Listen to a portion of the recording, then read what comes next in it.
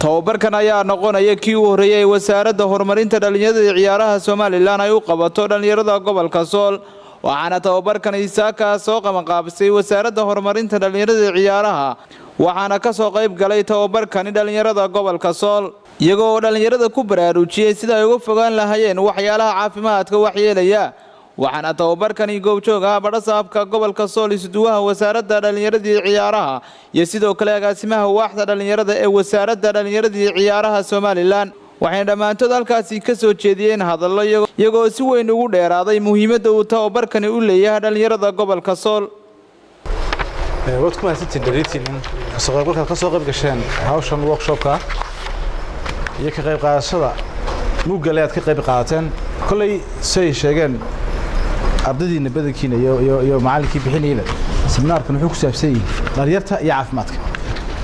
dhalinyarta marka laga hadlayo dhowr shay baa loo qaybiyaa waa dhalinyartii horumarka waa dhalinyartii ganacsiga waa dhalinyartii ka hortagga tahriibka dhalinyartii ka hortagga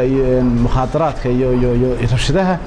dhalinyarta iyo caafimaadka oo kan imika maanta aan wadnaa kuwa dambana insha Allah way ku xigi doonaan marka aad baan idiga mahadnaqayaa kulay waqtina way noo haray waxaan ku soo dhaweyn doonaa isagoo gudoomiyuhu ku mahadsan yahay ka soo qaybgalka oo kala soo qayb galay oo waqti la qaato uu doonaya dhalinyartii dhiiri geliyo waayo meel dhalinyar ku wada hadlaysa ama meel dhalinyar wax lagu qabanayo haduu madaxda ay u timaado dhalinyarta waxay u noqotaa motivation oo dhalinyarta dhiiri gelin bay gelisaayo hawl kasta oo la qaban inay ka qayb qaataan bay doonaan marka aad baan gudoomiyaha ugu mahadnaqaynaa ka wasaarad ahaan iyo ka dhalinyar ahaan baan magaca dhalinyarta ku hadlay ka soo qayb gashay waxaan ku soo dhaweyn doonaa isuduwaha gobolka Sool ee wasaaradda dhalinyarada ciyaaraha oo runtiisu isaga laftiisa aan dhalinyarada maanta halkan waxaa ka furmay seminaarkii ugu horeeyay ee wasaaradda dhalinyarada iyo ciyaaraha sanadkan ay halkan ku qabatay runtii marka koowaad waxaan u mahadnaqayaa madaxda halkan inagala soo qayb gashay saaka oo ugu horeeyo barasaabkeena gobolka Sool Cabdi Khayre Dirir iyo sidoo kale agaasimaha waaxda dhalinyarada ee wasaaradda dhalinyarada iyo ciyaaraha Maxamed Xasan waxaan kale oo mahadnaqayaa dhalinyarada quruxda badan ee hablo iyo wiilalba isugu jira oo runtii halkan iyo ku si wanaagsan uga qayb qaatay seminaarkan runtii fikirkoodana halkan ku soo gudbiyay wasaaraddu kuma joojin doonto seminaarkan oo kaliya sanadkan waa seminaarkii ugu horeeyay seminaaro badan oo kala soo socda oo haday noqoto qaybta dhalinyarada ama qaybta ciyaaraha wasaaraddu isugu jirta wasaaradda dhalinyarada iyo ciyaaraha mar labaad iyo mar saddexaad waxaan u mahadnaqayaa dhalinyarada waxaan leeyahay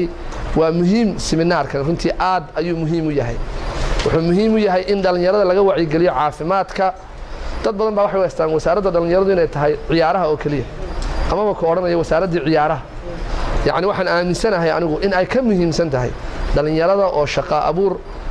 iyo issues ka haysta lagala hadlo ama wax laga qabto baahiyada dhalinyaradu waa dadka ugu baahida badan waqtiga dhalinyaraduna waa waqtiga ugu qaalisan marka runtii seminaarkani ma noqonayo keenii koowaad oo kale sidoo kale wuxuu agaasimuhu igala hadlaya saaka oo aan bishaaro idinka sidaa youth centerkii gobolka in la dhisi doono waqti dhow oo hadda uu Nairobi ka soo noqday oo barnaamijkeeda meel fiican u soo dhigay ay waqti dhow aynu la jaan qaadi doono youth center aynu ku qabsano barnaamijyadan iyo barnaamijyo kale waxaan ku surannahay ama joognaa hoolka Arda Laascaanood halkan waxaa lagu leewaheliyaa wasaaradda dhalinyarada iyo ciyaaraha ee heer qaran iyo heer gobolba iyadoo hogaaminaya agaasimaha waaxda dhalinyarada Mr Maxamed kulankan maanta wuxuu daarnaa workshop ama iswaraysi ku saabsan waxyaalaha laga hortagi karo ama keeni kara hadiya jir qofka dhalinyarada inuu ku dhaco waxaan diintuna raali ka ahayn dhaqankuna raali ka ahayn runtii aad iyo aad baan uga mahad celinayaa workshopka oo hablo iyo wiilba ka soo qayb galeen runtii waa wax aad iyo aad loogu baahnaa in la helo tababarro noocan ah oo dhalinyarada lagu wacyi gelinayo oo moralkooda iyo niyadooda kor loogu qaadayo oo iyaguna aqoonta dhexdooda ku jirta ay isweydaarsanayaan runtii wasaaradda waxaan leeyahay dadaalka aad wadaan ee aad gobolkan ka wadaan Sool waxa muhiim ka ah ama la oran karo waxyaalaha ugu muhiimsan waxa weeye in la wacyi geliyo ama la dhiso garaadka dhalinyarada tababarkan ayaa ku soo beegmayay xilliga wafdi ka socday xukuumadda Soomaaliland ay muddooyinkii dambe ku sugan yihiin magaalada Laascaanood ee xarunta gobolka Sool iyaga oo ku hawlan arrimaha amniga gobolka iyo sidoo kale wada shaqeynta dhalinyarada iyo xukuumadda. tababarkanina uu muhiim u yahay dhalinyarada gobolka Sool. Maxamuud Aadan Askar, Maxamuud Gurey, Som News TV, magaalada Laascaanood.